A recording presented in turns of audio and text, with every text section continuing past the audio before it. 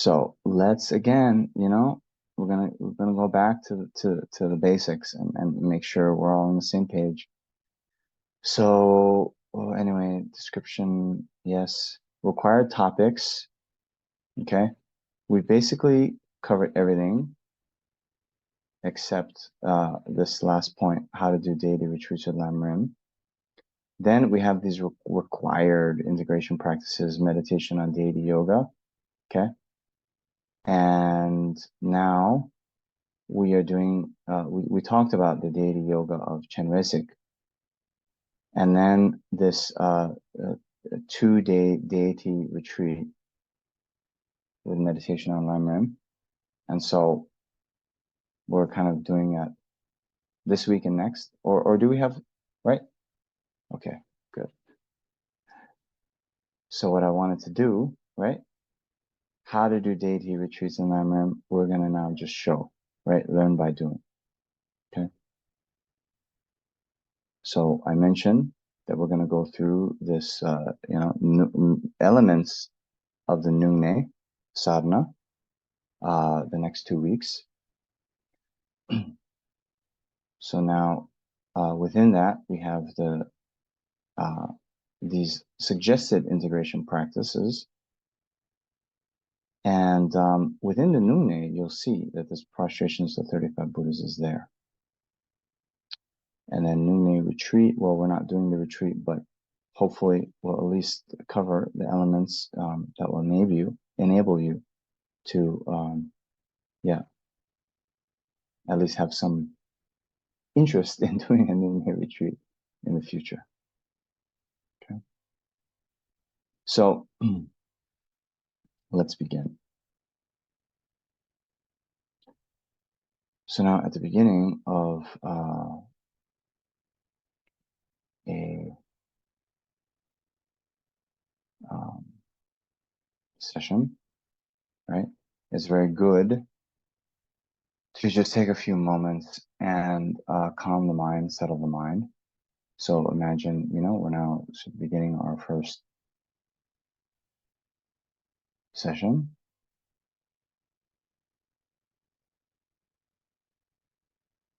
So settle into a comfortable meditation position, grounding our awareness in the body on the seat beneath us.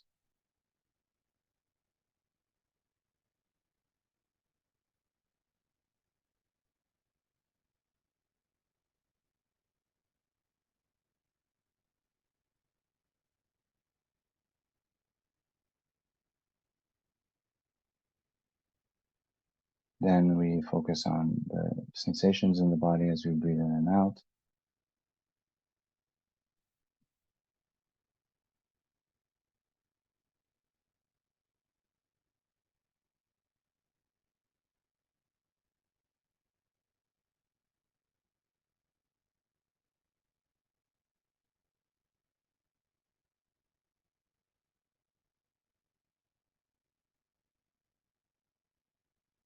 When other appearances come to the mind, try not to pay attention. Just stay focused on the breath.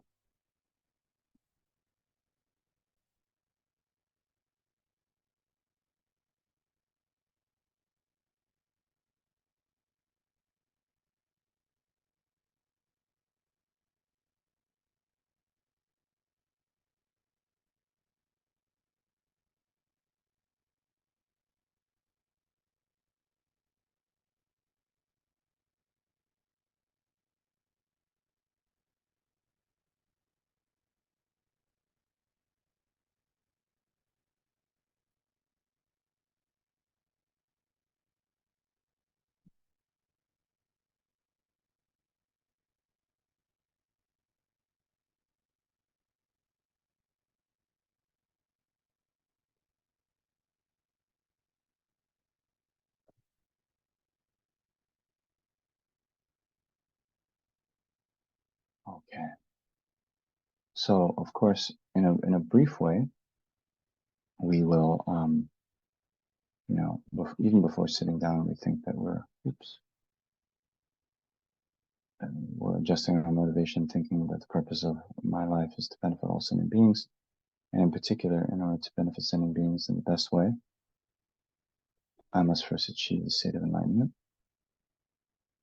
and therefore I'm going to do this meditation session on the yoga method of Chenrezig. Okay. So now I've opened up here the Nyingma text, and we were talking about how to combine Nyingma retreat, or sorry, any kind of deity retreat with Lamrim. And so the advice coming from that has come from Lama Zopa Rinpoche is at the beginning of every session, and particularly the beginning of the first session, that we do one of the so-called scanning meditations on Lamrim. And this will also serve to further deepen our motivation for the session, and also help us to familiarize with the topics of Lamrim.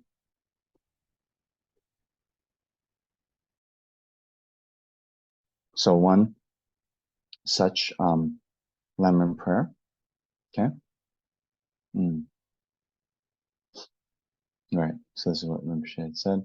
In order to stimulate intensive awareness of the kindness of the Guru, preciousness of the perfect human rebirth, death and permanence, karma, bodhicitta, and so forth, start each session by reciting either the long or abbreviated calling the Lama from afar.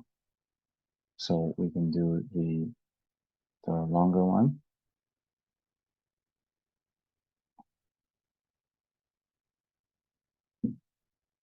Again, as many of you know, when we do these Lamrim prayers or any kind of prayer or practice, although we do recite the words, it's not just an exercise in reading, but trying to, contemplate, meditate on the meaning as much as we can. Now, practically speaking, what we would also do in if we're doing a longer retreat, is we would split up our Lamrim topics and cover one topic in more detail each day, and then sort of cycle through the various topics. So let's say we were doing a 3-week retreat, then we could take 7 days on the small scope, 7 days on the middle scope, and 7 days on the great scope, right? And then within the small scope, we could then say, all right, I'm going to do 2 days on precious human rebirth, 2 days on impermanence and death, 2 days on karma, and 1 day, 1 day on karma, 2 days on refuge, or however you want to split it up. Okay. And then, because this guru devotion, how to devote to the guru, is so important, we will also devote one of our sessions to meditating on guru devotion as well. Okay. So, calling the Lama from afar, Lama, think of me, Lama, think of me, Lama, think of me. The wisdom of all Buddhas, one taste with great bliss, of the great bliss Dharmakaya, is itself the ultimate nature of all kind Lamas. I beseech you, Lama Dharmakaya, please guide me always without separation in this life, future lives, and the bardo. Wisdom's own illusory appearance, the conqueror with 7 branches, is itself the ultimate basis of emanation of all kind Lamas. I beseech you, Lama Sambhogakaya, please guide me always without separation in this life, future lives, and the bardo. The play of various emanations suiting the dispositions of the many to be subdued is itself the behavior of the Sambhogakaya of the kind Lamas. I beseech you, Lama Nirmanakaya, please guide me always without separation in this life, future lives, and the bardo. The play of the inseparable 3 kayas appearing in the form of the Lama is itself one with the very essence of all kind Lamas. I beseech you, Lama, the inseparable 3 kayas, please guide me always without separation in this life, future lives, and the bardo. All the infinite peaceful and wrathful yidams are also the Lama's nature, and since no yidam exists apart from the kind Lama, I beseech you, Lama, who comprises all yidams, please guide me always without separation in this life, future lives, and the bardo. The ordinary form of all Buddhas arises in the aspect of the Lama. Therefore, no Buddhas are observed apart from the kind Lama himself. I beseech you, Lama, who comprises all Buddhas, please guide me always without separation in this life, future lives, and the bardo. The very form of all conquerors' wisdom, compassion, and power arise as the Lama. Therefore, the supreme Arya lords of the three families are also the kind Lama himself.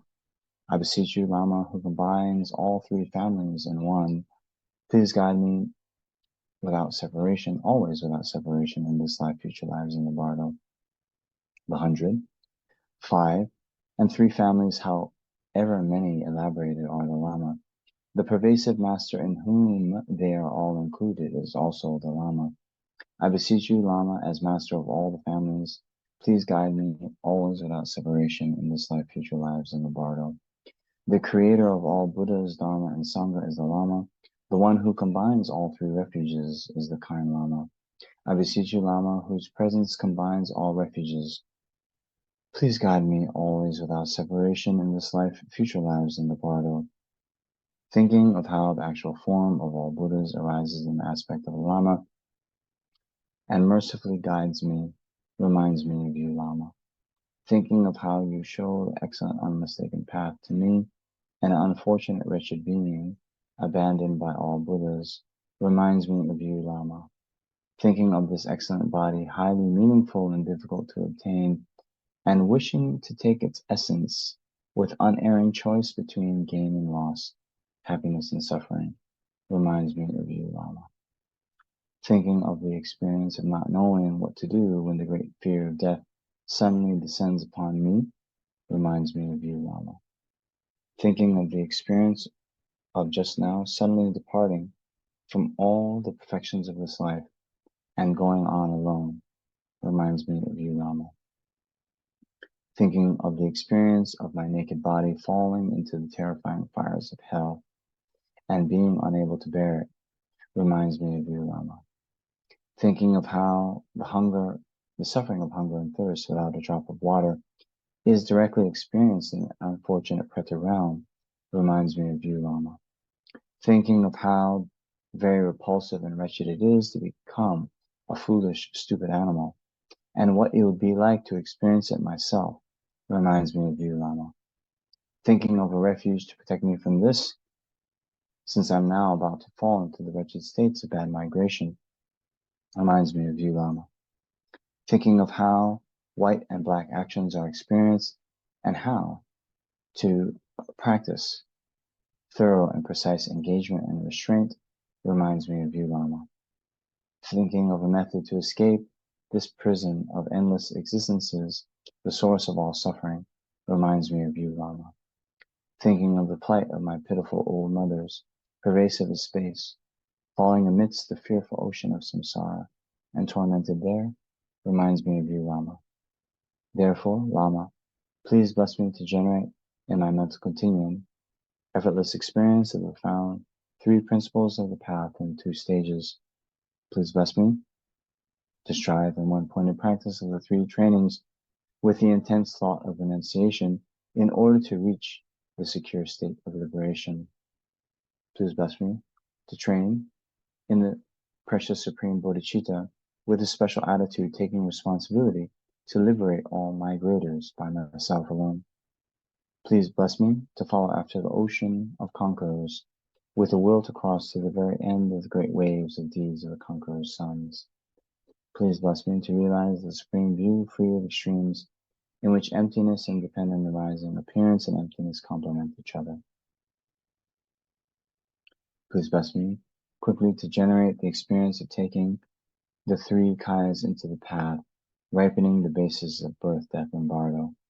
Please bless me to arise as the illusory divine body itself, the play of the 4 joys and 4 emptinesses of the wind and mind absorbed in the central channel.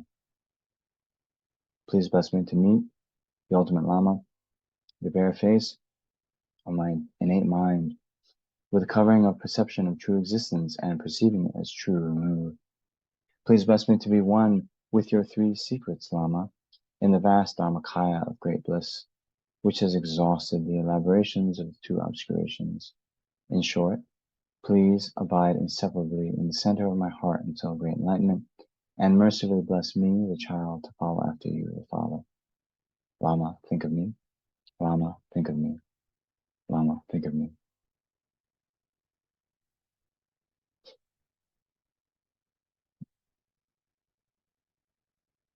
May not arise heresy even for a second in regard to the actions of the glorious Guru. May I see whatever actions are done as pure. With his devotion may I receive the Guru's blessings in my heart. Magnificent and precious Guru, please abide in the lotus seat of my heart. Guide me with your great kindness and grant me the realizations of your body, speech, and mind. So now here, we meditate on the Guru entering our heart. There's actually some profound instructions on that, which should be known from other sources. But at the very least, think that the Guru enters your heart, and your mind and the mind of the Guru become inseparably one.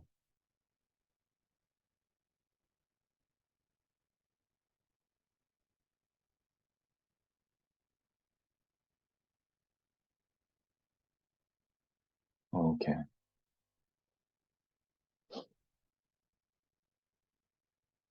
So now, we're going to start the New Year retreat, and I'm assuming all of you don't have the initiation. Is that right? So I will have these mudras off camera. Well, actually, this one is difficult, but in any case, yeah.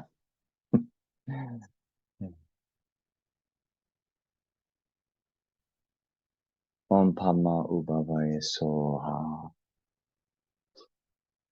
Then visualize doing prostrations at the feet of all the Buddhas and Bodhisattvas in directions.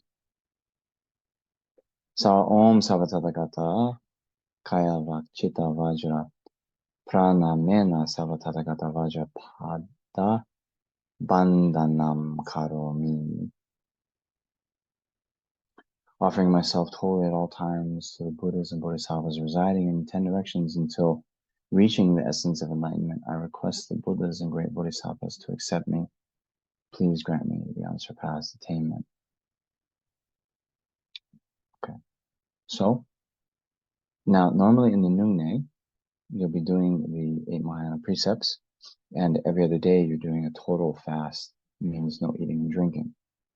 So, we're going to skip over this for the time being. I will advertise if you haven't already taken the Mahayana precepts, Lama Zopa Rinpoche, in his infinite wisdom and kindness, led this ceremony of taking the Mahayana precepts, and it is now online on YouTube.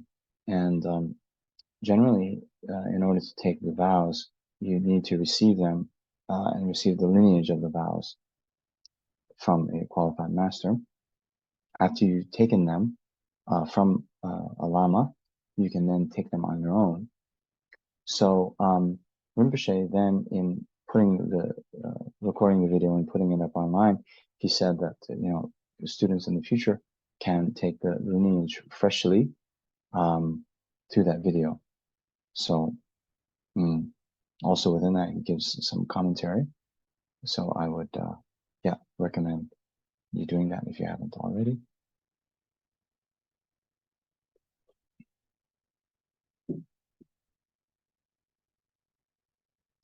So since we're not doing that in this session, we're going to go to page 34 and request to the lineage gurus.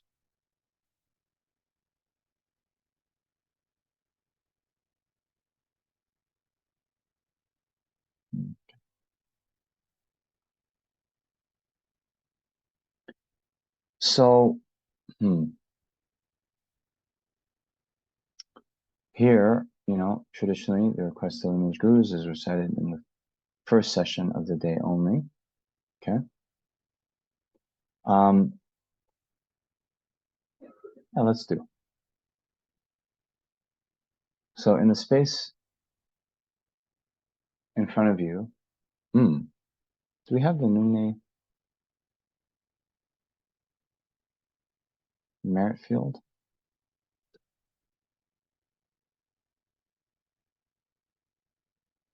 Hmm. You know, it's not part of this booklet because I just have the sadhana. Okay,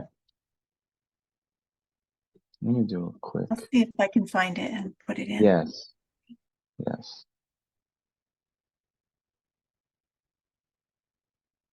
Okay, I did find it.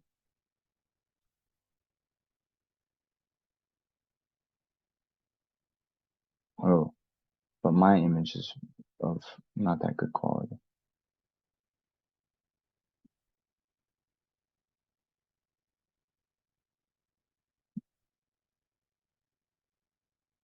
But I'm going to share it anyway.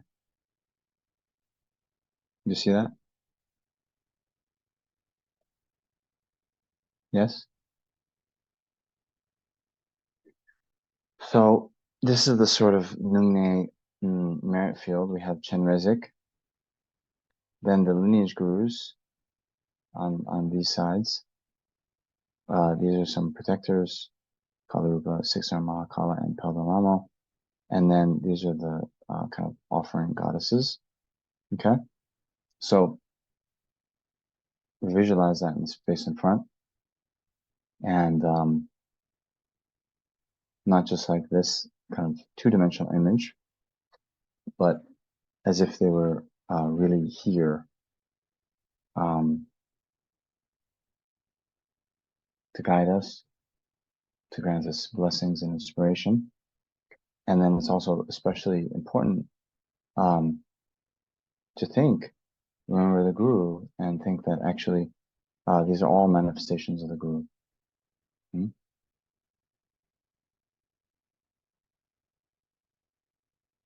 Okay,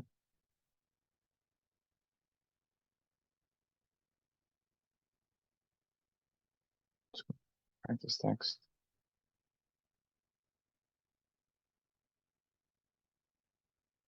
Now, I'll just say this, and I'm going to confess, in mm, my own practice, my own, yeah, pitiful practice, then especially, many years ago, I found this lineage, this requested lineage gurus to be like, come on, let's just get on with the real practice, right? All these, one stanza for all the lineage gurus, and some other lineages, they're very long, and it takes a long time. It's like, what is this? But I know Lama Zopa Rinpoche, he, very much emphasized this. And when I think about it, there's a couple things, couple reasons for this. So one, just on a practical level, um, Lama Tsongkhapa was very interested in sort of attesting to, or we can say, trying to establish that these practices that we're doing are all coming from valid sources, valid lineages.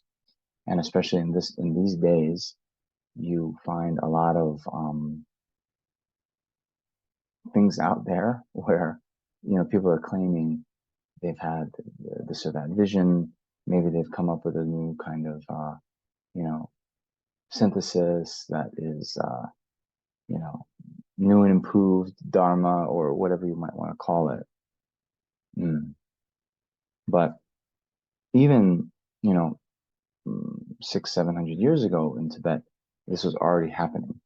And Lama Tsongkhapa was trying to say that no, wait, all the practices that we do has to be sort of rooted in the teachings of Buddha, and not just something that someone sort of makes up. Okay. And then yeah. Second thing is, when we keep in mind that all of these lineage masters, all of the Buddhas, Bodhisattvas, then our guru is appearing in these different forms. So it's not just that we're making a request to, Chanda Chandra Kumara, right? That we might be like, who, I don't even know who that is. Why am I requesting him? But remembering all sort of one essence with the guru, then we're just requesting our guru over and over again. Please, grant me blessings means transform my mind. Okay. And yeah, in making these strong, fervent requests to, saying, please, Guru, help me transform my mind, I think it helps that then the mind becomes more sort of ready for transformation to happen.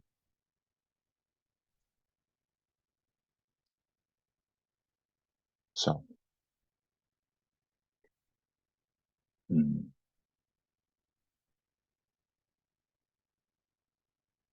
I'm not sure if it mentions in the Nunga commentary, but in other commentaries, it will then also say that for each stanza, after making the request, you can kind of visualize a sort of, rays of light coming from those particular lineage lamas and, blessing, granting inspiration. Yeah, so we can try that. The heavens of the Dharmakaya are supreme, yet out of warmth, 100,000 moisture-bearing clouds of non-referential compassion gather. I make request to Padmapani, skilled in sending a rainfall of attainments of benefit and bliss to limitless migrators. Excellent Bhikshuni Lakshmi, gone to the stage of supreme liberation. Chandra Kumara, who favored the five sciences. Jana Bhadra, sublimely strong in patience, effort, and faith. I make request to you, three friends of migrators. Penyawa of Nepal, best of scholars. Excellent Dawa Gyaltsing, emanation of the supreme Arya. Nipuk Chugidrak, Lord of Practice, I make request to you, three great beings. Trupa Dorje Gyel, descendant of the conqueror's children. Excellent Zhangtun Jajik, great in learning and morality. Tukje Janchu Pel, endowed with morality's fragrance. I make request to you, three who clarify the path to liberation. Dewa Chen, with control over countless concentrations. Jangchup Bar, with visions of hosts of meditational deities. Yeshe Bum, who possess a treasury of precious qualities. I make request to you, three, who fulfill the hopes of migrators. Tokme Zangpo, who attained mastery over bodhicitta. Shetup Pel, emanation of the invincible conqueror Maitreya. Sutren Sen, who constantly protected all migrators with compassion. I make request to you, three, who spontaneously achieve the welfare of others. Yunten Rinchen, holy guide of migrators. Sangye Gyatso, lord over an ocean of Buddhist doctrine. Kapchok Pel, who showed the path to infinite embodied beings. I make request to you, three, who embodied scripture and realization. Gel and Sapa, hero who accomplished righteous conduct. Sangye Yeshe, who fulfilled the hopes of the fortunate. Excellent Losang Chigyen, seeing all to be known. I make request to you, three holy guides. Damsik Dorje, who acquired the supreme accomplishment. Excellent Losang Yeshe, lord of all the families. Venerable Dunya Kedu, clarifier of the excellent path. I make request to you, three lamps of the doctrine. I make request to Nawang Chudin, embodiment of the glorious, who partook of the supreme wisdom of the five-knotted Lord of Speech, Manjushri, and to Kelsang Gyatso, who clarified the doctrines of scripture and realization of the good Eon's fourth guide.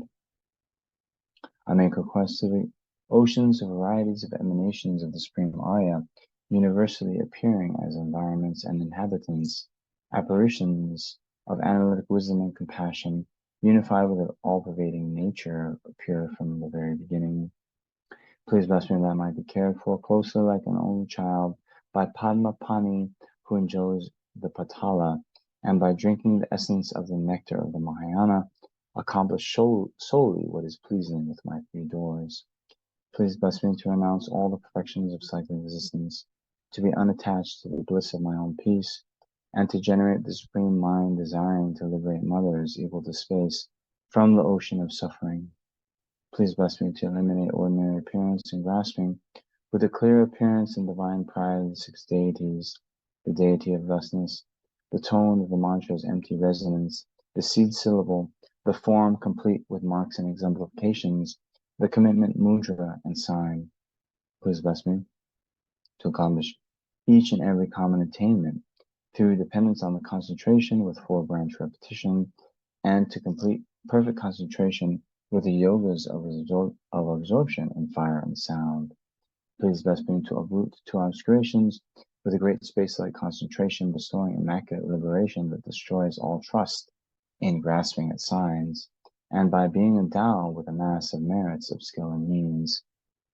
Please bless me to attain soon the complete, direct, exalted wisdom regarding all phenomena, the wish of filling form bodies with their nets of light, and to spontaneously achieve the enlightened activities, ripening and liberating migrators included in the five continuums.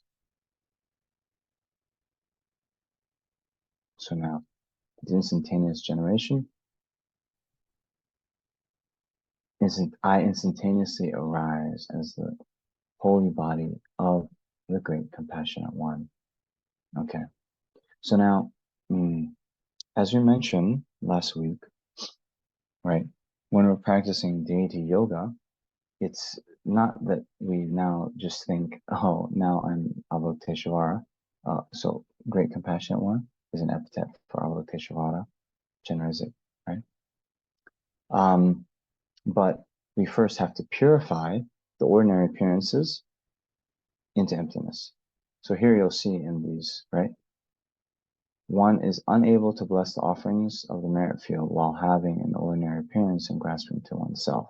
Okay.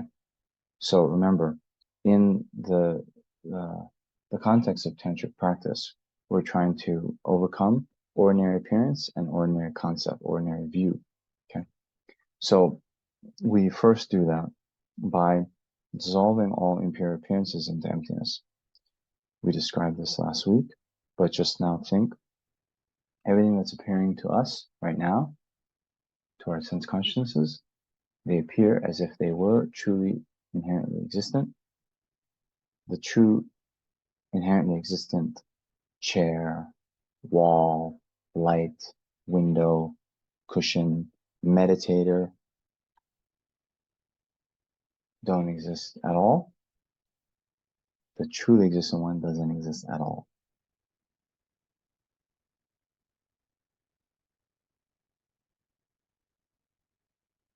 Therefore, you can think that everything that's appearing, since it doesn't exist like that, right?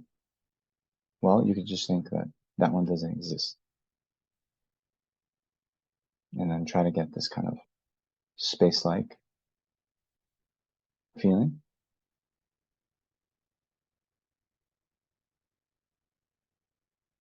And then your mind that's realizing the lack of inherent existence of all phenomena, that one then arises in the form of Avalokiteshvara, the great compassionate one. Now, if you haven't had the initiation before, then yeah, you're sort of not permitted to arise in the deity in that way. So yeah, keep that in mind. So blessing the action vase. So I didn't bring mine with me. So and anyway, yeah, maybe we can just a little bit. Mm, mm, yeah, we can visualize. Okay. Now, here's something maybe some of you who are a bit more experienced, you should know. Because sometimes, you're traveling and, I didn't bring water bowls with me. I didn't bring a lot of my kind of implements with me. So it is said that you can visualize, your guru's offerings that has been laid out, his vase, his kind of implements. You can visualize them and that you're using them or you're offering them and so forth. Okay. So many of you know in Kopan, in Rinpoche's houses, in Aptos and other places, there are people there who are performing water bowls every day and using and they're sort of dedicated for all the students within the FPMT mandala. So yeah, we can also use. So let's just assume you have a action vase here. Visualize, right? Om Pema Tukit Hum Pe Om Sabava Shuddha Savadama Sabava Shuddha. And we went through this mantra last week, right? The nature of all phenomena is pure, and I am that same nature. So then, the action vase becomes empty. From within emptiness, Bam appears and transforms into a precious white vase, complete in all characteristics along neck, along a large belly, and a lip overhanging the mouth.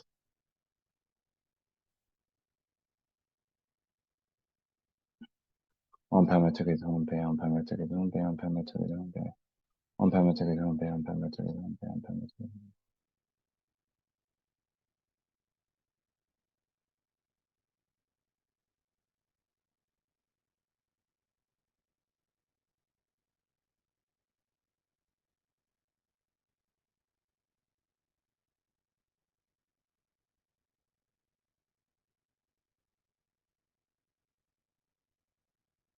Om Pema Tukit Hum Pe, Om Pema Sattva Samaya Manapaya Pema Sattva Tenaba Direva Suvadame Suvadame Anuratameva Sava Siddhime Paraja Sava Kama Sujame Chidam Shim Kuru Maha Ho Bhagavan Sava Tathagata Pema Mame Musa Pema Bhava Ma Samaya Sava Ahum Pe. Okay. So think that the action vase is now, blessed.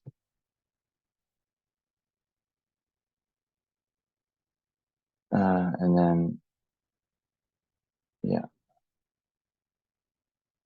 blessing and offerings. So as we recite this Pema Tukit Hum Pe, we think that one face to High Griva, leaves our heart. So this is for people who've done the visualization and self-generation, leaves our heart and dispels all the interferences to the offerings. Om Pema Tukit Hum Pe, Om Sabhava Shuddha Savadama Sabhava Shuddhaham. The offering substances become just empty from within emptiness. From boom syllables, vast and extensive precious vessels arise. Okay.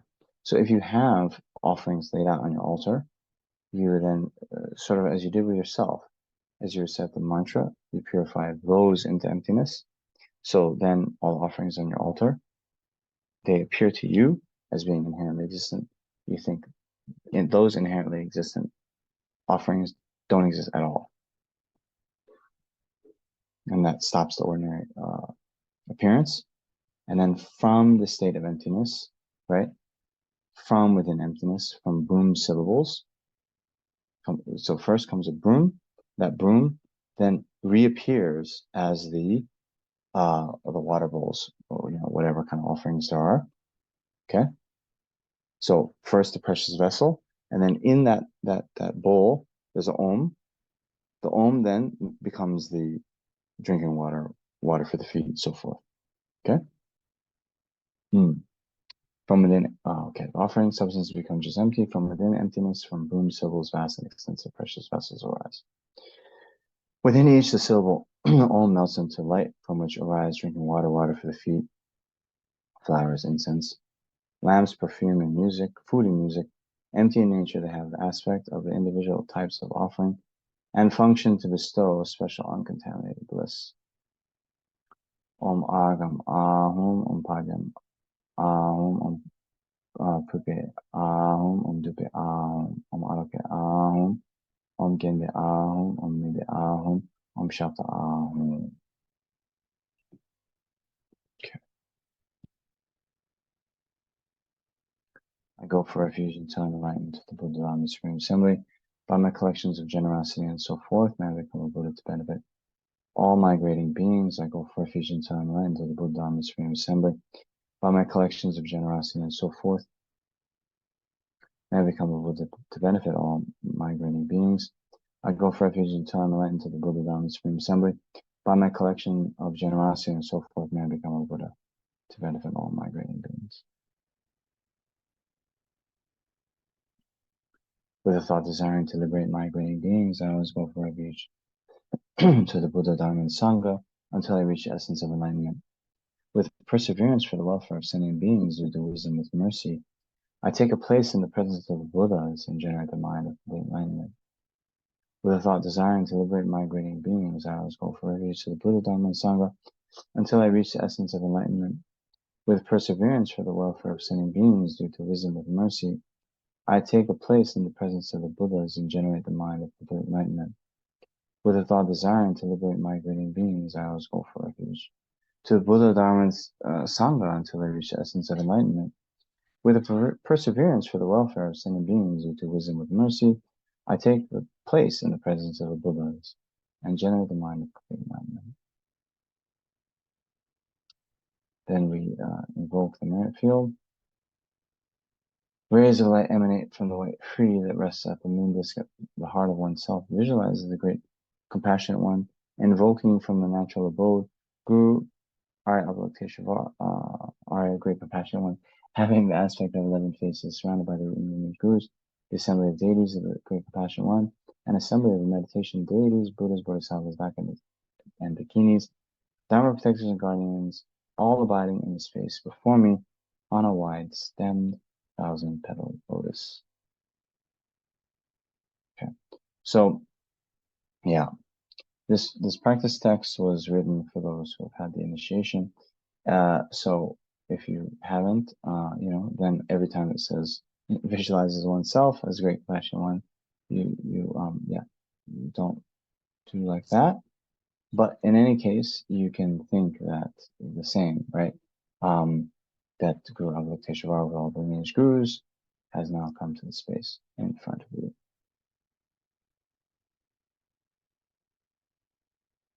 Okay. So this is a sort of, as I mentioned, in most every sadhana or practice text, you'll find the 7-limb prayer. Okay, so right, we generated refuge bodhicitta.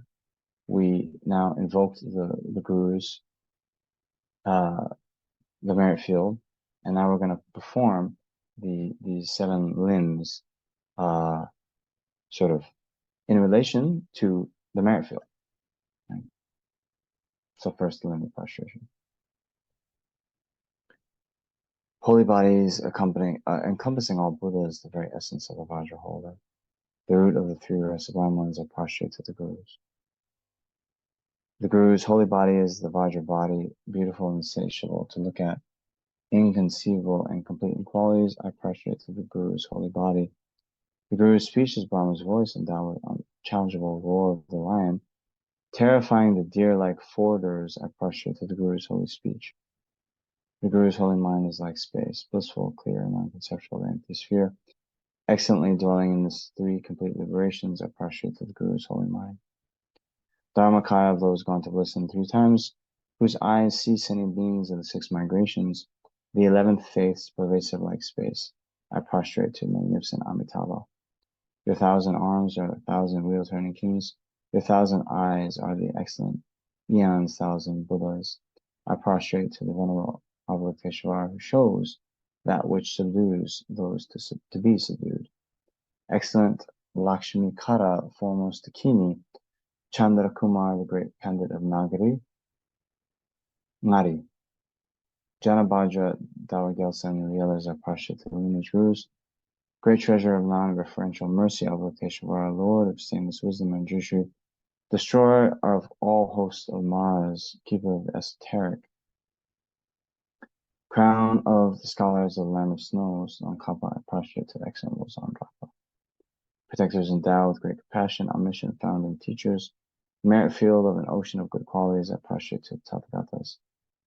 Separating from attachment through purity, freeing from bad migrations through virtue, the single supreme highest meaning, I prostrate to pacifying Dharma.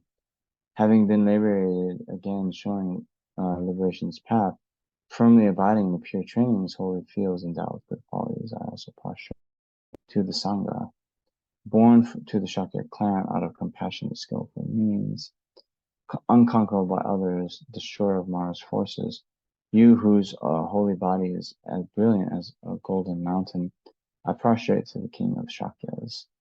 Foremost guide of the world, infinite in life, destroyer of untimely death without exception, the refuge of protectorless suffering beings, I prostrate to Buddha Anutayus. Hearing merely the name of the transcendent destroyer with an equanimous compassion dispels bad migration, suffering, and removes the diseases of the three poisons, I prostrate to the medicine Buddha of sapphire light. They have changed this to Vaidurya light, right? And yeah, I think they've translated it as beryl, Beryl. Bearing the guise of youth, vividly adorned with a lamp of wisdom, dispelling the darkness of the three worlds. I prostrate also to Manjughosha, highly venerated by all the Buddhas. You accumulated all holy qualities and were given the name Avalokiteshvara. I prostrate to always merciful one. Arya, lion voice one, wish fulfilling one, lotus lord of the dance who does not neglect compassion. Amoga Pasha and Hala Hala, I prostrate to the Avalokiteshvaras. The lotus adorned one, Vajradharma Lord, who rides Hari Hari, blue necked one, and the Arya compassionate ones, dwelling in the 10 directions. I prostrate to the Avalokiteshvaras. Tare liberates from psychic existence. Tutare liberates from the eight fears. Chude liberates from all sickness. I prostrate to liberator Mother Tara. Great, powerful, and ferocious one, the richest king of knowledge mantra. Tamer of those difficult to subdue, I prostrate to the holder of the Vajra. To all those worthy of veneration, with bodies as numerous as all atoms of the realms, I prostrate in every way, bowing with supreme faith. I bow down to the far and Manjushri, the lions among humans gone to freedom in the present, past, and future, and the world of 10 directions, all of you with body, speech, and sincere mind, I bow down. With energy of aspiration for the Bodhisattva way, with a sense of deep respect, and with as many bodies as atoms of the world, to all you Buddhas visualized as real, I bow down. On every atom are Buddhas, numberless as atoms, each amidst a host of Bodhisattvas, and I am confident the sphere of all phenomena is entirely filled with Buddhas in this way. With infinite oceans of praise for you and sounds of ocean from aspects of my voice, I sing the breathtaking excellence of Buddhas and celebrate all you gone to bliss. Beautiful flowers and weaving garments, sweet music, scented oils and parasols, sparkling lights and sublime incense I offer to you, victorious ones. Fine dress and fragrant perfume, sandalwood powder heaped high as Mount Meru, all wondrous offerings in spectacular array I offer to you, victorious ones. With transcendent offerings peerless and vast, with profound admiration for all the Buddhas, with strength of conviction in the Bodhisattva way, I offer and bow down to all the victorious ones. So that completes the limb of prostration. Now here, the limb of offering. Here again is for people who have had the initiation. You think that offering goddesses arise from the Hri in one's heart and make offerings. If not, okay, then you can think they're still offering, numberless, infinite drinking flowers, all these offerings. You think you're making infinite ones. Um, Otherwise, those with the initiation, you think that these offering goddesses, come out from your heart. They then like pick up, as it were,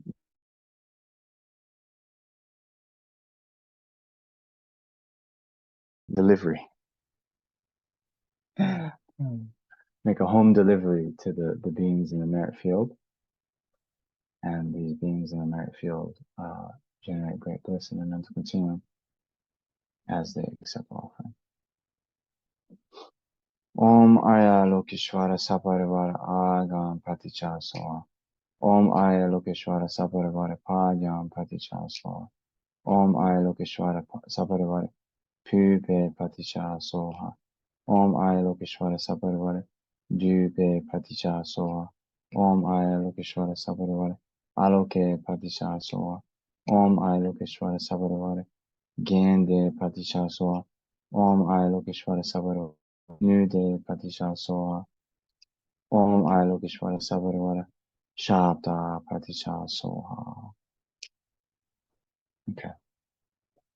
So I think I mentioned this, but especially, in the Kriya Tantra, these sort of rituals become more emphasized, more important.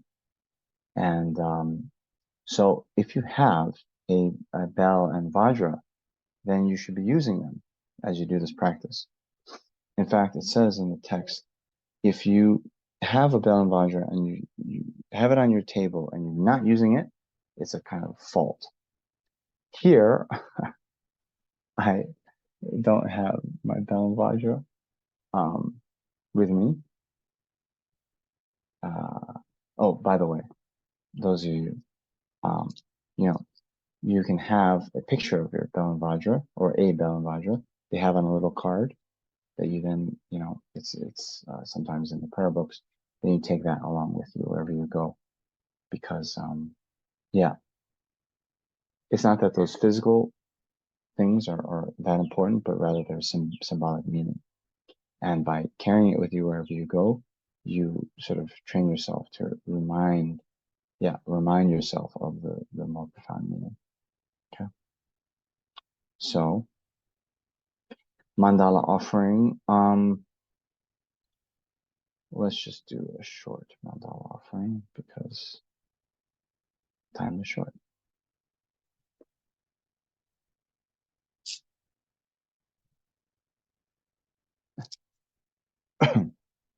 This ground anointed with perfume, strewn with flowers, adorned Mount Meru, full continents, the sun and moon. I imagine this is the Buddha. Feel and offer it. May all migrating beings enjoy this pure lamp. Okay. Sorry, I just mentioned the mandala in this context is a representation of the universe. So in the kind of ancient Indian literature, they talk about Mount Meru surrounded by the four continents and so forth. But for us, we can think that it's the universe as we know it, of all the various galaxies and so forth, and think that it's completely pure, filled with all sorts of, beautiful and pure things, just like a Buddha land, beautiful, pure land. And we offer this to our guru, not just one, but countless.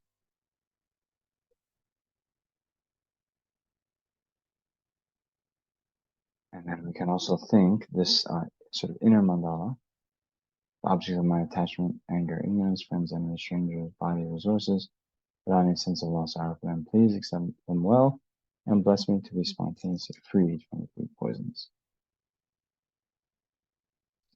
May the lives of glorious gurus be long. May all beings equal in the extensive space of happiness. May I and others without exception accumulate merit and purify obscurations. And may we be blessed to quickly attain Buddhahood. Idam Guru Ratnam Mandala Kam Verataya. Okay. So then, limb of confession.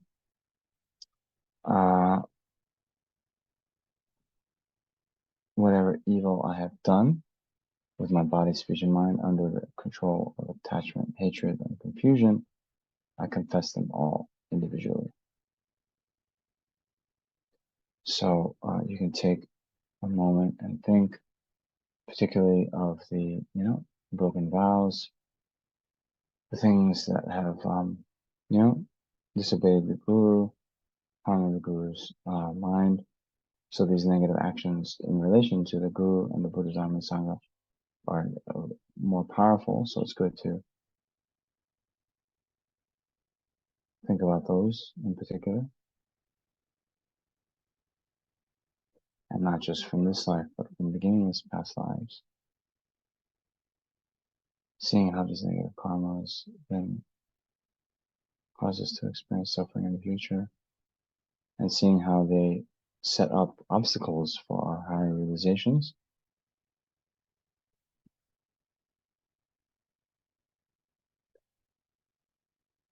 We then recognize the negative as negative.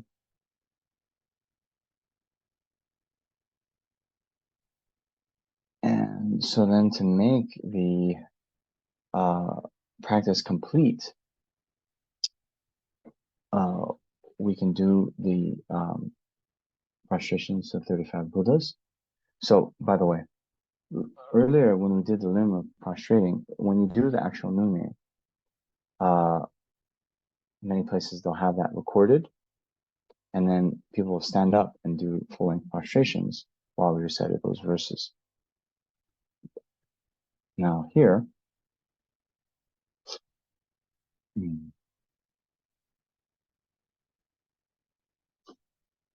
if you wish, you can also do prostrations.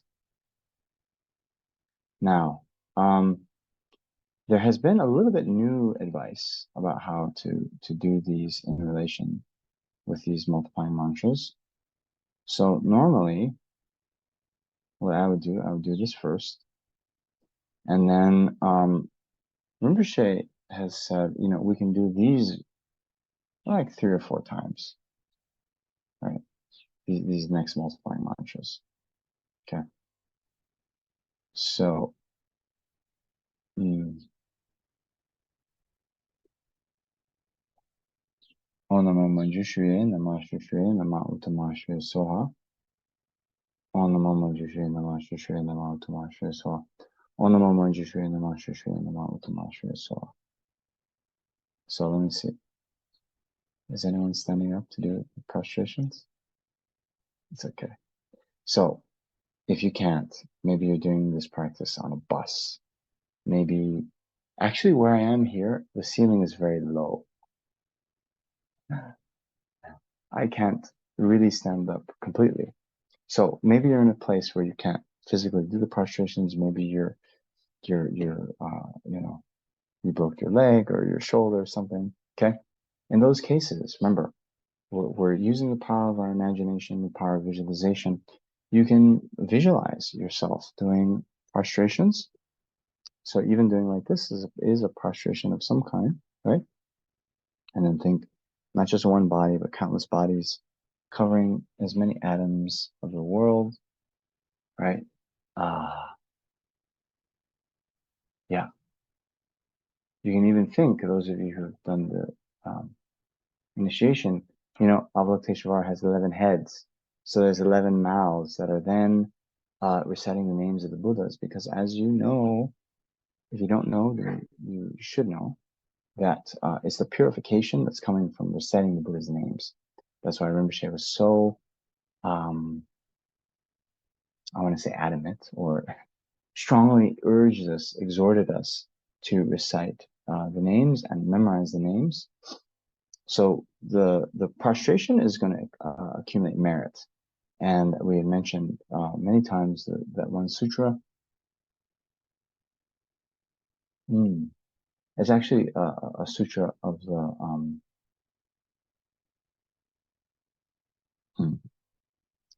it's a Mula Savastivardhana Sutra.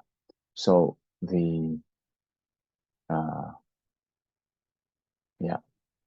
lineage of vows that is now in the monastic vows of the in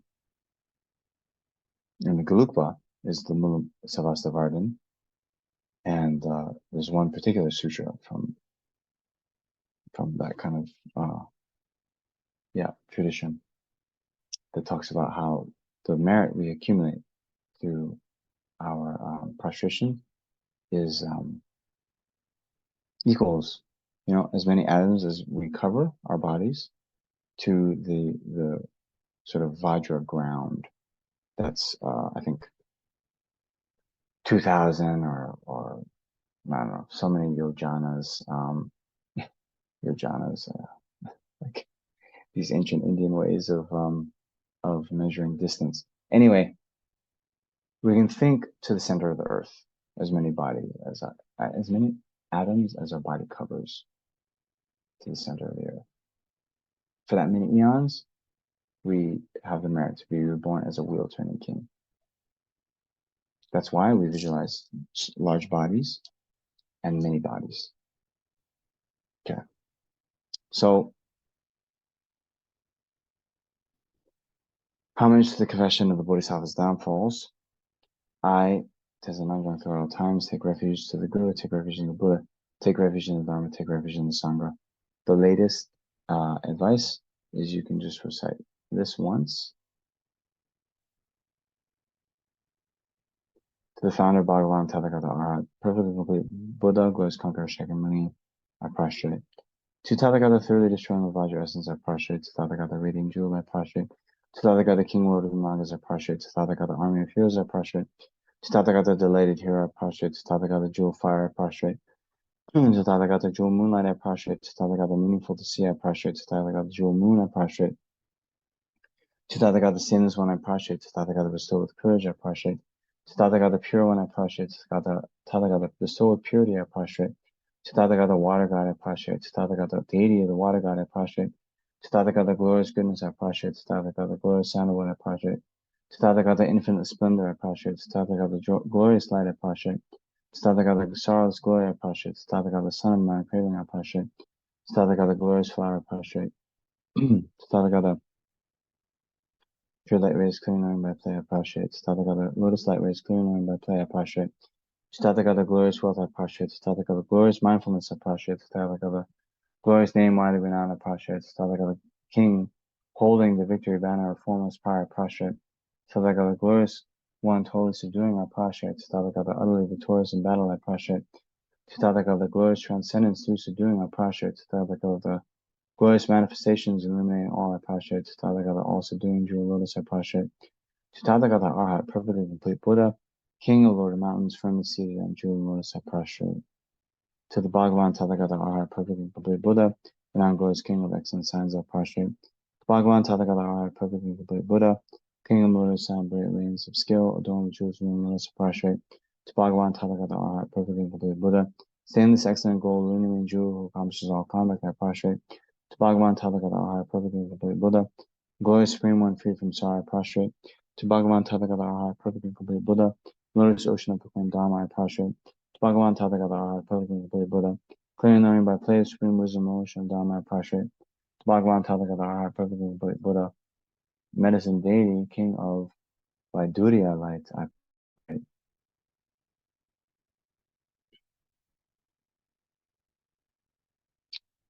All you 35 Buddhas, 7 medicine Buddhas, and others, Tathagata Arhat, perfectly complete Buddha, as there are existing, sustaining, residing in all worlds, in the 10 directions, all you Buddha Bhagavans, please pay attention to me.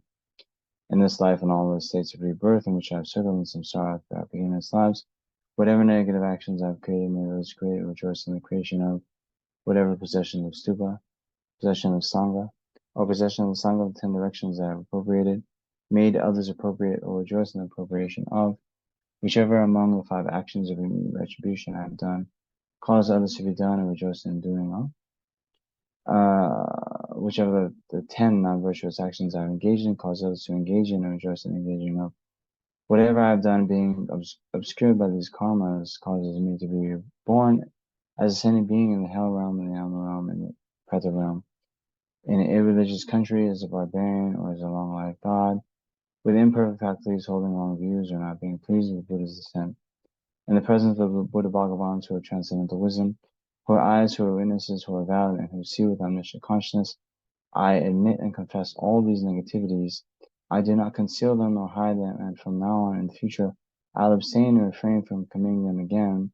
All Buddha Bhagavans, please pay attention to me.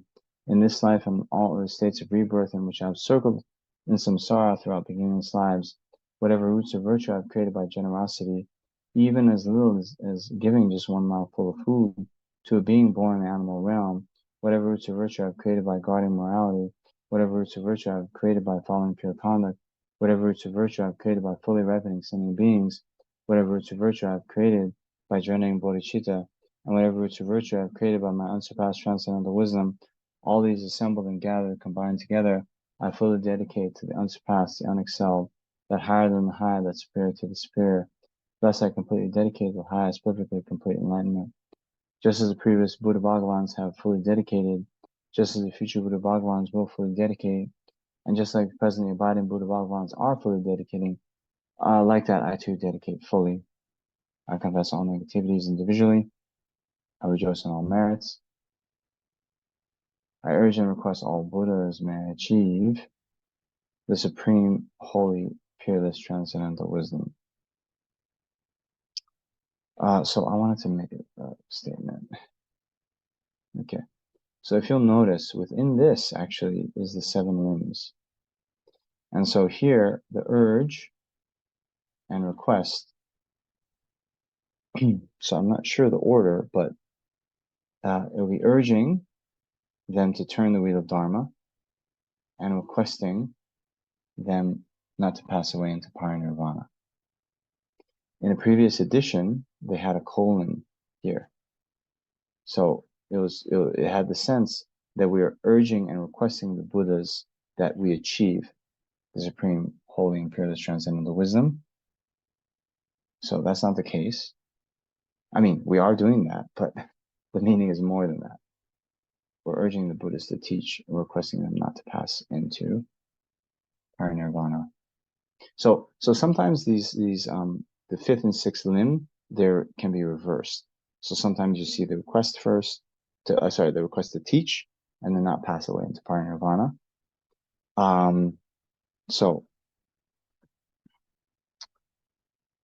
Yeah, I'm not sure.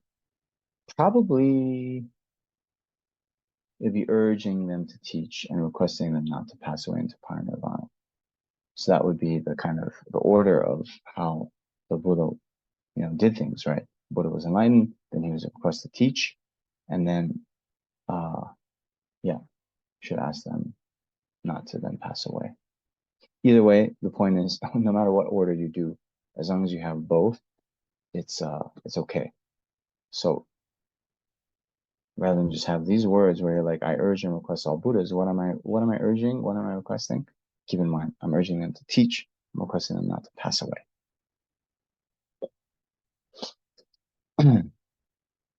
To the conquerors, the best of humans, those who are living in the present time, those who live in the past, and those who will likewise come, to all those who have qualities as vast as an infinite ocean, with hands folded, I approach for refuge. So now this general confession.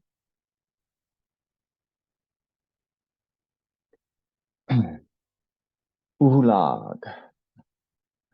O great Guru Rajadhar, all other Buddhas and Bodhisattvas who abide in the direction and all the Venerable Sangha, please pay attention to me.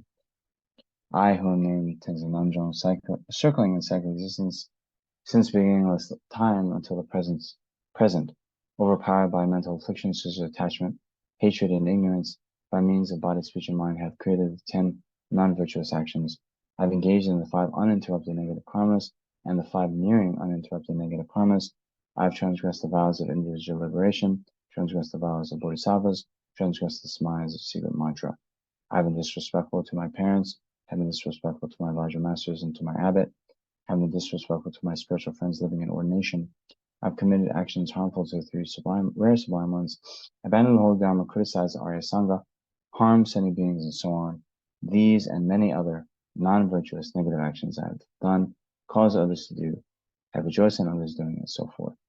In the presence of the great Guru Vajradhara, all the Buddhas and Bodhisattvas who abide in the 10 directions, and the Venerable Sangha, I admit this entire collection of faults and transgressions that are obstacles to my own higher rebirth and liberation, and causes of psychic existence and miserable lower rebirths.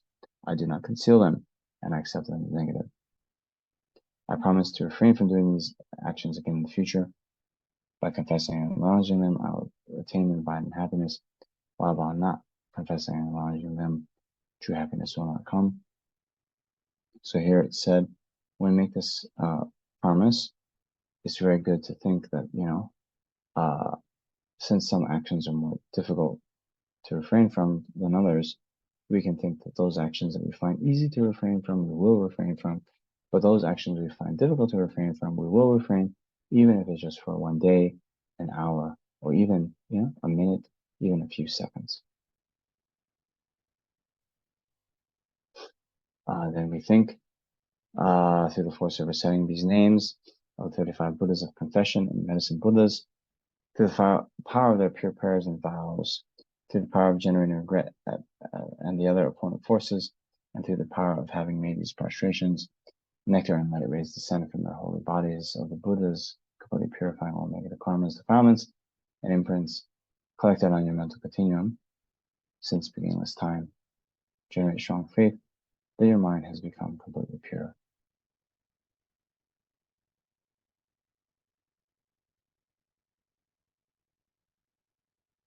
So here we go. Urging to turn the wheel of Dharma and requesting not to pass beyond sorrow. Yeah, that's what I sort of thought. So now we complete. Okay. So next, rejoicing in virtue. I rejoice in all positive potential of the Buddhas and Bodhisattvas in the 10 directions of solitary realizers here, still training those beyond, and all transmigratory beings. So here, it's very, very good to pause to meditate. And so, you can rejoice in your own merit and then the merits of others.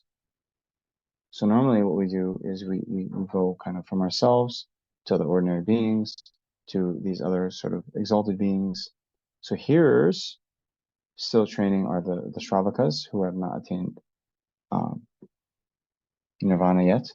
Those beyond are those arhats. Solitary realizers are the other kind of arhats that we talked about. Buddhas and bodhisattvas like that. So when we rejoice, we think how wonderful it is that I have, generated these virtuous actions, right? And just think, I rejoice. So wonderful, how amazing, right? And try to really cultivate a sense of happiness, seeing that the source of all of our happiness and success is the virtue that we've accumulated. So then when we think about the virtue that we've done, when we think about the virtue that others done, seeing how that's going to bring good things to them or ourselves in the future, we generate a very happy mind. Okay? So rejoice on that for a few minutes. And I'm actually going to leave you for a couple of minutes. Okay? But yeah, you should just rejoice on that.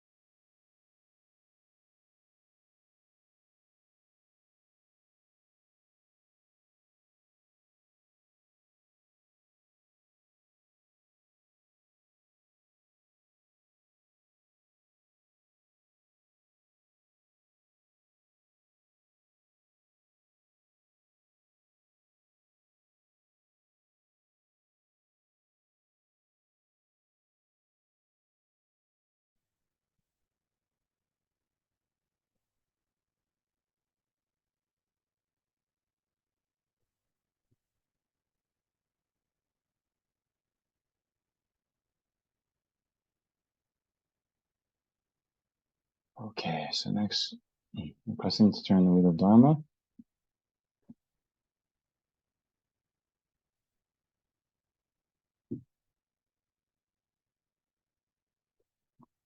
You who are the bright lights of the world in 10 directions who attain the Buddha's omniscience to the stages of awakening, all you who are my guides, please turn the supreme wheel of Dharma.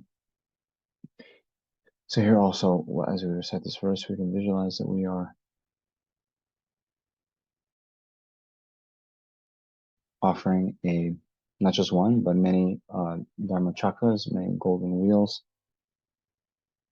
to the Buddha, several from our own Guru, and these then dissolve into the Guru's seat. He accepts them and agrees to teach.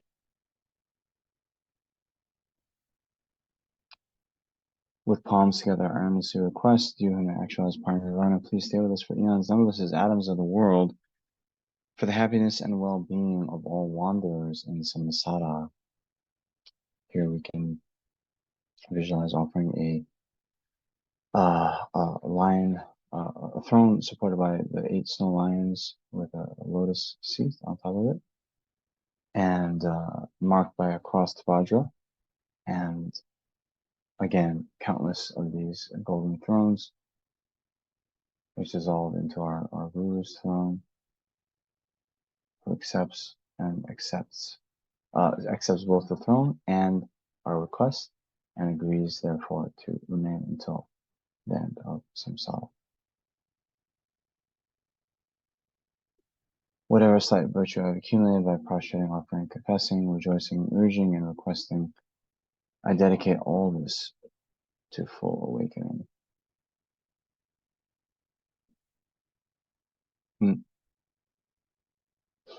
So, yeah, this normally is done at the end of the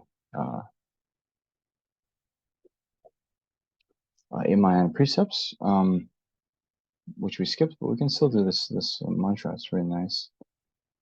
It's a little bit long, so why don't we do 7 times?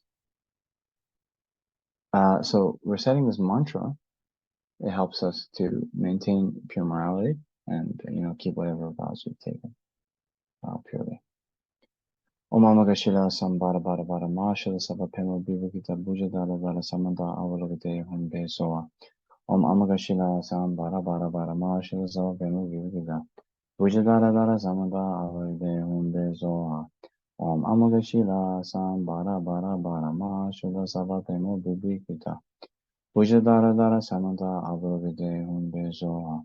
Om Amagashila Sambara Bara Bara Mashila Sabapema Bivakita Bujadara Dara Samanta Abhide Hunde Zoha. Om Amagashila Sambara Bara Bara Mashila Zava Bemo Vivigita. Bujadara Dara Samanta Abhide Hunde Zoha. Om Amagashila Sambara Bara Bara Mashila Zava Bemo Vivigita. Bujadara Dara Samanta Abhide Hunde Zoha. Om Amagashila Sambara Bara Bara Mashila Zava Bemo Vivigita. Bujadara Dara Samanta Abhide Hunde Zoha.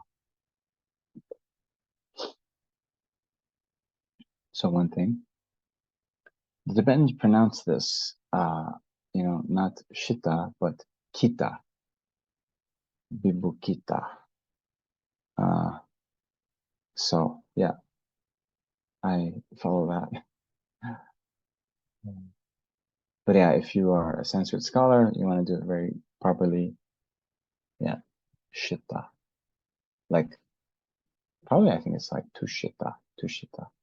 We say like tushita, right? But yeah, shita, tushita. Okay, anyway. May I maintain faultless morality of the Dharma rules and immaculate morality. May I complete the perfection of moral conduct by keeping morality purely and untainted by pride.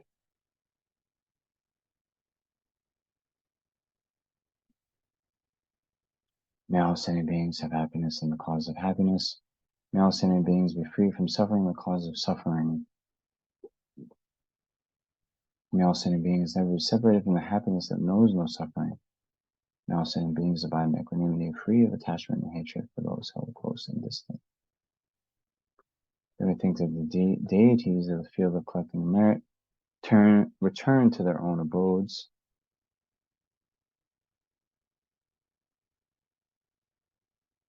Okay. So now, yes, all that was preliminary, and we even cut out a few steps. So now here's the actual ritual. This is what we talked about last week. This is the very heart of the practice. This is the most important. Okay. So remember, we're talking about the 6 deities. This is how we do the self-generation in the Kriya Tantra practice. It's by means of the 6 deities. Om Sabhava Shuddha Savatama Sabhava Shuddhoham. The natures of myself, the deity to be meditated upon, and all phenomena are in essence of one taste and emptiness. So here we first meditate on emptiness, and in a similar way that we would do in the sutra method, right? So using the various lines of reasoning, if we can, so we can think, we mentioned the 4 essentials. So identifying the object of negation means inherent existence. And then to think that if something exists, it has to be inherently one. If something inherently exists, it has to be inherently one with or inherently different from the aggregates. Then thinking that the aggregates and the I are not inherently one. Why not? If they were inherently one, they would be identical in every way. That means if there are 5 aggregates, since there are 5 aggregates, there would be 5 selves, 5 I's. We don't see that, so we're able to refute inherent oneness. Yet the aggregates are also not inherently different from the I. The I is not inherently different from the aggregates. So inherent difference would imply no relationship whatsoever. That means you could have the I, the self, in a place where the aggregates don't exist. But we also do not see that.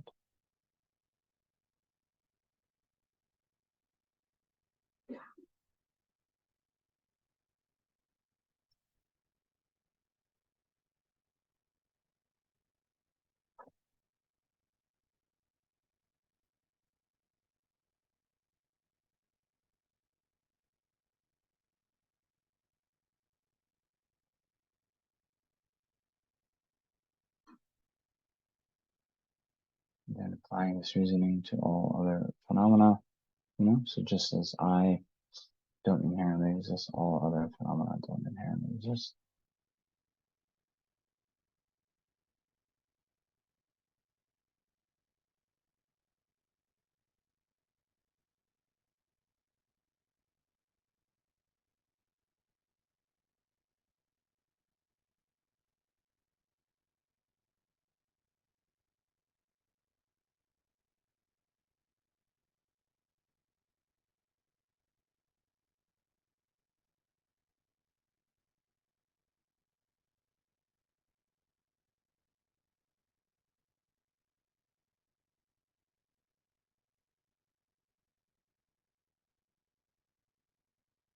And then to think that, so everything then is one taste of emptiness. So just like, when we pour a glass of water into the ocean, then all the water in the ocean becomes undifferentiable. So in that way, the emptiness of myself, the emptiness of the deity, the emptiness of all phenomena are of one taste, all having that same nature of an utter lack of inherent existence.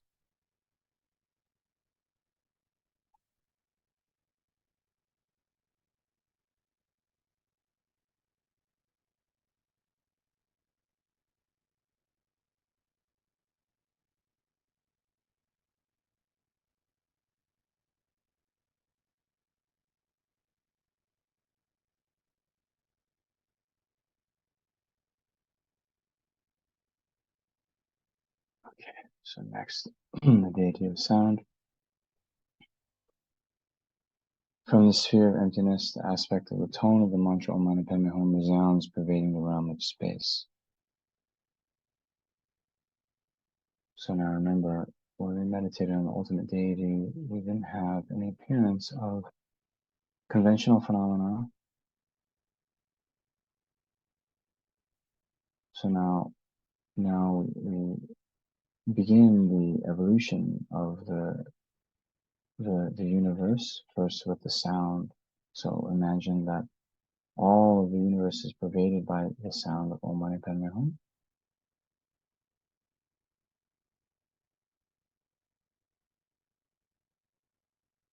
Then the deity of syllables, my mind, an aspect of undifferentiable suchness of myself and the deity, becomes a moon mandala upon which the very aspect of the tone of the mantra residing in space is set down, having the form of it in syllables, like very pure mercury adhering to grains of gold.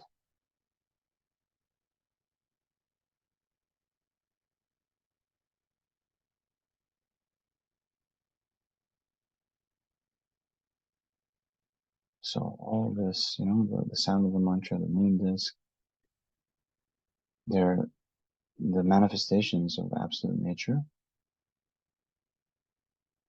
of both yourself and Chenrezig.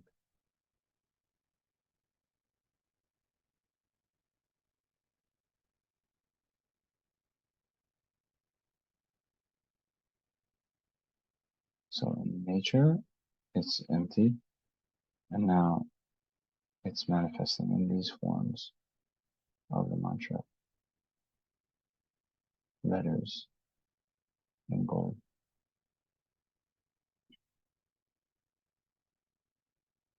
So then this, mantra with the letters, so forth, that completely transforms into a thousand-petal lotus, as brilliant as refined gold, marked at the center by the mantra Om Mani Padme Hum. From the tips of multicolored light rays emitted from the moon, lotus, and mantra, innumerable holy bodies of the Arya Avalokiteshvara spread out, pervading all the realms of space. Great clouds of miraculously emanated offerings are beautifully offered to the Buddhas and their children. From yet another great emanated cloud, a continuous rain of nectar descends, extinguishing the fires of suffering of all migrators of the hells and other realms. They are satisfied with bliss and become Avalokiteshvara.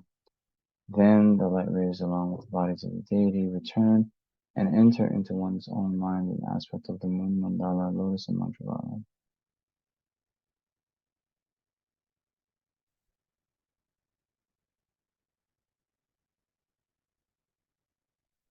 So here, as we mentioned last week, it's very good to be specific in these details of liberating the sentient beings. So thinking about the individual suffering that the beings in each of the realms face, suffering of the hot hells, cold hells, pretas, animals, humans, suras and asuras.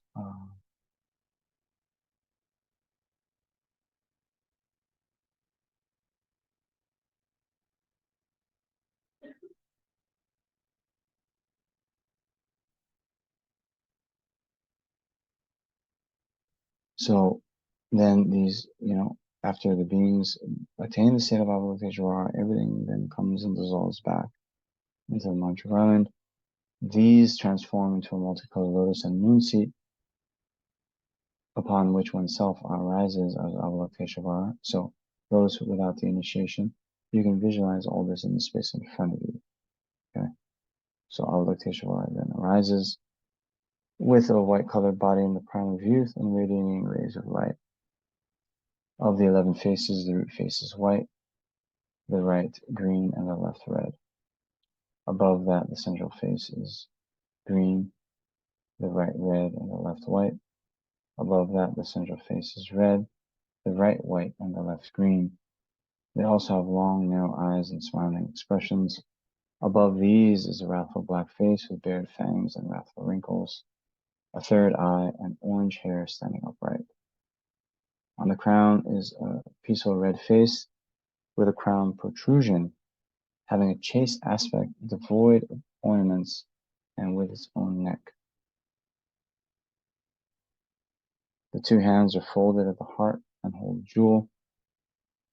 The second right hand holds a rosary. The third eliminates the hunger and thirst of hungry ghosts by sending down a stream of nectar from the mudra of granting sublime realizations. The fourth holds a wheel. The second left hand holds a golden lotus with a stem. The third holds a water vessel, and the fourth holds a bow and arrow.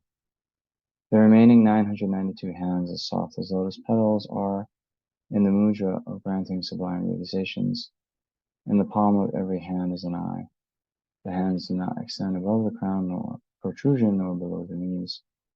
An antelope skin covers the left breast, and there is a lower garment of fine cloth. I'm endowed with a golden belt, adorned with jewels and beautified with locks of orange hair. I have a jeweled crown, earrings, necklace, armlets, bracelets, and anklets.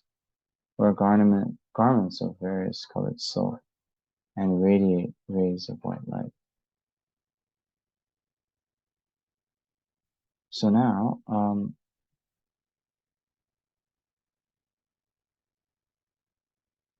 it's good to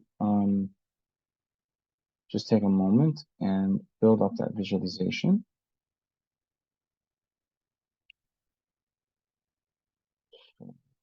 Um,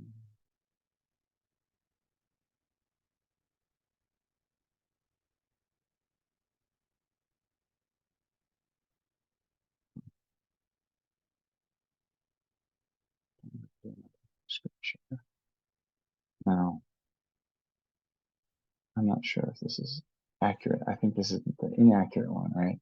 But you get some sense. I think the colors of the faces is different in this tradition, but you get the sense of the arms and the implements, and the basic form like this. And so try to build up according to the description there in the visualization.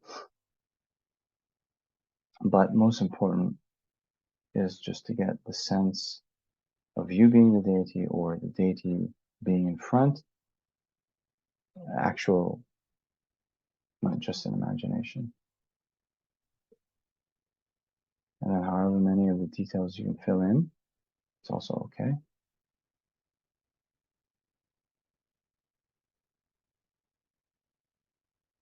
But then at a certain point, we then switch to a placement meditation. We can use the third eye, spacing between the eyebrows.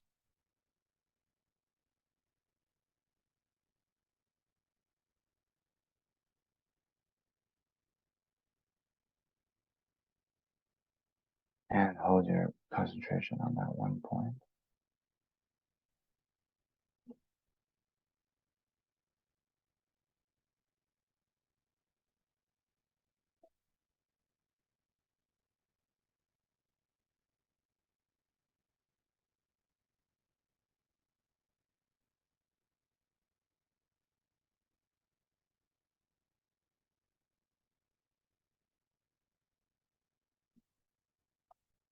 Okay. So in the interest of time, we're gonna go on. So normally you could do that for, as long as you want until you achieve Shine, if you wish. Okay. Then there's the deity of Mudra. At the crown of the central head is a white Om, throat red A, heart blue Hum. Upon a moon and mandala at the heart is a white Free, with a long vow with subsequent aspiration.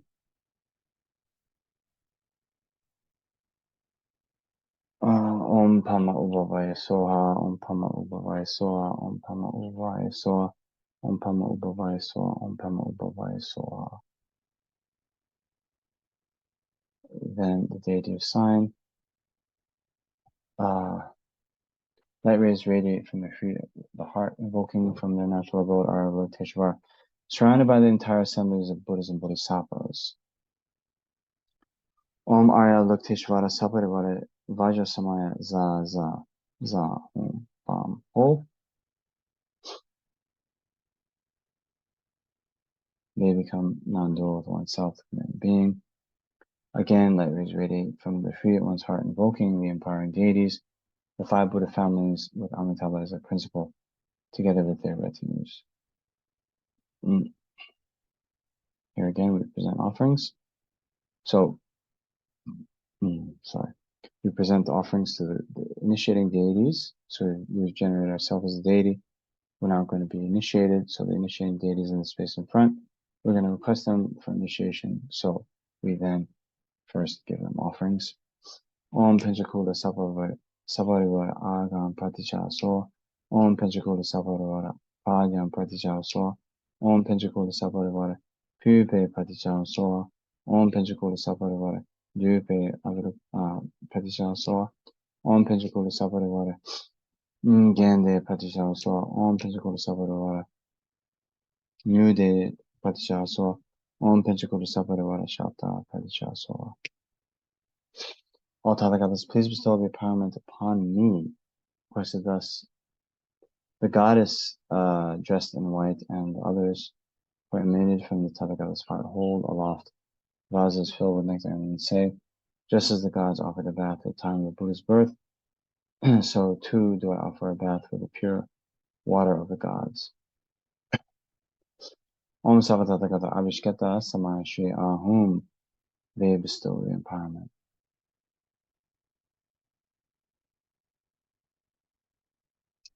Thereby the entire body is filled and all defilements are purified. From a transformation of the excess water remaining on the crown, the head becomes adorned with red Amitabha on the crown, who is in the very nature of one's guru, blue Akshobhya on the forehead, yellow Ratnasambhava behind the right ear, white Vairocana at the back, and green Amoga Siddhi behind the left ear.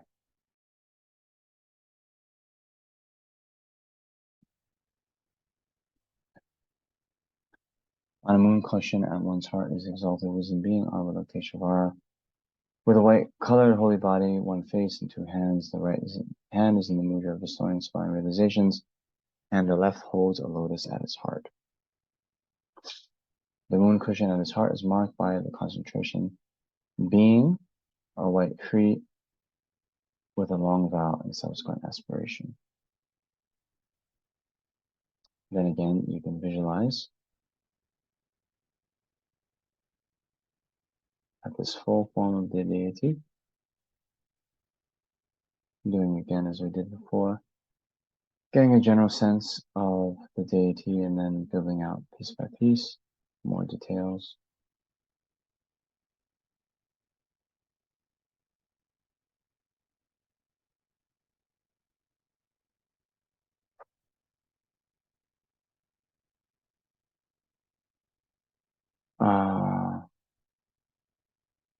So now offerings to the self-generation.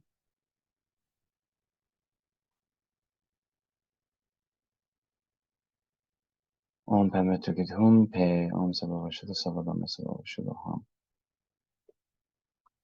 Ham. So just to say one thing here. Within the Nungne practice book, there'll be a description of how you make the altar. So you'll have different sets of offerings. You'll have a set of offering for the front generation, for the self-generation, I think for the protectors. Anyway, many sets of offerings. So it's the same. Those offerings on your altar, you visualize becoming empty, means purifying the ordinary appearance into emptiness. Then from within that, okay, from within emptiness, from broom syllables of acid, and extensive precious vessels arise. Within each, the syllable Om melts into light, which from which arise drinking water, water for the feet, flowers, incense, lamps, perfume, food, and music. Empty in nature, they have the aspect of the individual types of offerings and function to bestow uncontaminated, special uncontaminated bliss. Om Arvalokiteshvara Savarvara Agam Pratishaso. Om Arvalokiteshvara Savarvara Padyam Pratishaso. Om Arvalokiteshvara Savarvara Pupe Pratishaso. Om Arvalokiteshvara Savarvara Dupe Pratishaso. Om Arvalokiteshvara Savarvara Aloke Pratishaso. Om Arvalokiteshvara Savarvara Gende Pratishaso. Om Arvalokiteshvara Savarvara Nude Pratishaso. Om Ari Lokeshvara Sabhavara Shabda Padisha Soha.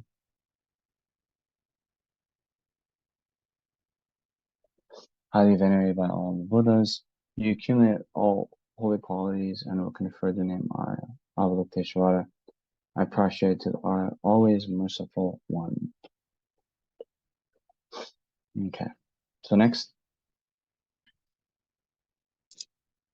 we do the blessing the rosary. So if you have one, by the way, for Avalokiteshvara practice, it's good to have the, crystal or Bodhisattva rosary. But again, if you don't, it's okay. I have a simple wood one.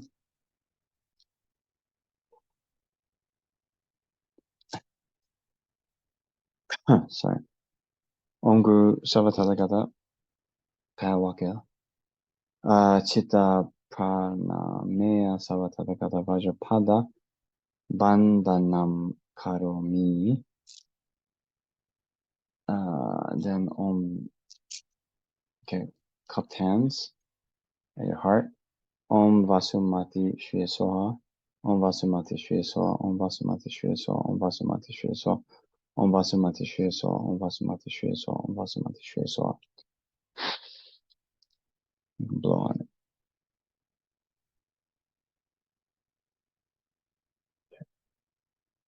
On a moon disk at one's heart is concentration being, the syllable free, surrounded by garlands of the mantras to be recited, white in color and standing clockwise.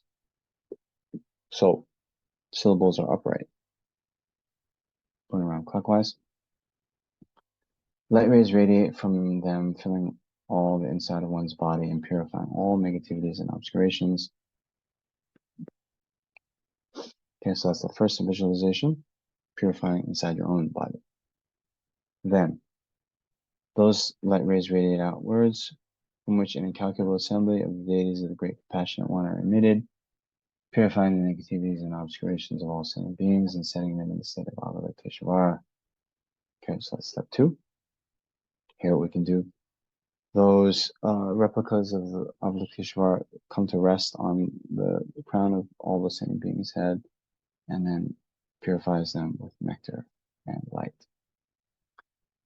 That's 2. Then third, they all come back and dissolve into free at one heart, one's heart. Okay.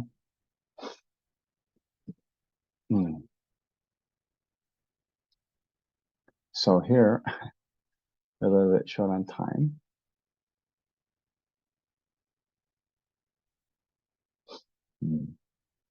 So they say to do 1 of the long Dharani and 107 of the short. Not going to have time for that. So let's do a few. Oh, Namo Ramachaya, Namo Ayajana Sagara Vairochana, Buddha Rajaya, Tathagatāya, Arahate Samya Sambuddhaya, Nama Sava Tathagate Be, Arahate Be, Samya Sambuddha Be, Nama Aya Avalokite Shvaraya, Bodhisattvaya, Masavaya, Ma Karunikaya, Tayata Om Dara Dara Diri Diri Diri Diri. Iti Vate Chale Chale Pachale Pachale Kusume Kusume Vare. Ili Mili Chiti Zala Apana Soha. Tayata Om Dara Dara Diri Diri Duru Duru Iti Vate Chale Chale Pachale Pachale Kusume Kusume Vare. Ili Mili Chiti Zala Apana Soha Tayata Om Dara Dara Diri Diri Duru Duru Iti Vate Chale Chale Pachale Pachale Kusume Kusume Vare Ili Mili Chiti Zala Apana Soha Tayata Om Dara Dara Diri Diri Duru Duru Iti Vate Chale Chale Pachale Pachale Kusume Kusume Ili Mili Chiti Zala Apana Soha. So we can do Om Mani Padme Hum.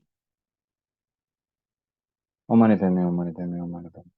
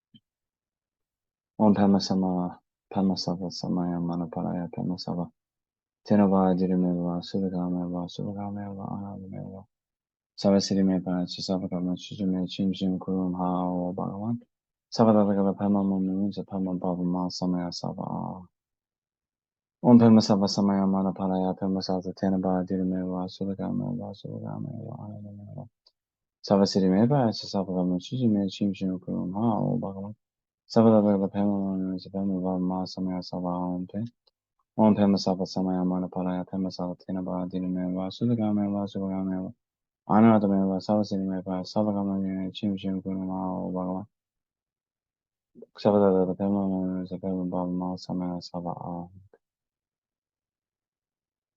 Okay. So here we're at the meditation on front generation, but we don't have time right now, so we're going to press pause. And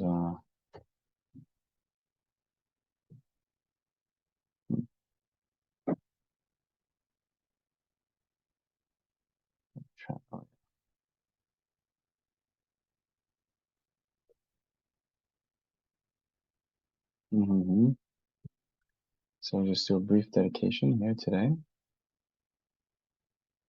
and then we'll do the rest in the next.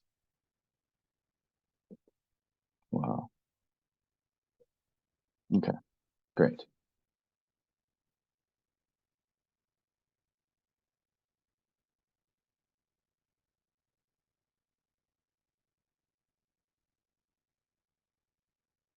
Due to these merits, may I quickly become the great compassionate one and place all migrating beings without exception in that very state.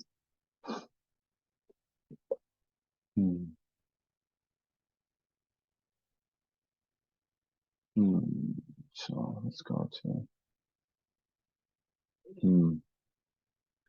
I think this doesn't have all the appendices. Let's see. Oops.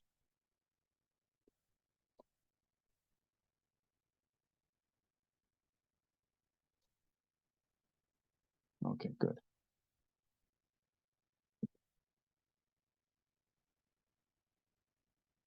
In the land encircled by snow mountains, you are the source of all happiness and good, all powerful channels of Tenzin Gyatso, please remain until samsara ends.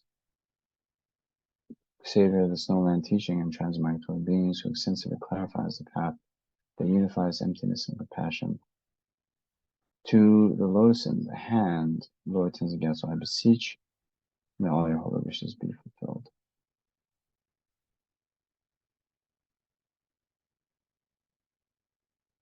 Okay.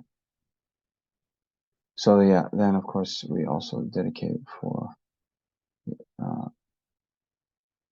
flourishing the Holy Dharma in 10 directions, and particularly for this minor teachings and the practice of bodhicitta, the mind of bodhicitta to rise in our hearts and the hearts of all sentient beings, not in the saints that live. And may those who have already generated the mind of bodhicitta, may that always increase and never decline forever. Okay, so thank you very much. We will continue and do the rest of the practice next week. And yeah, it's a long text, but it's a goodie. Okay. So yeah. Thank you. Thank you, Venerable Thank you, Namchen. Venerable Namchen. Okay. See you next time. Bye. Bye-bye.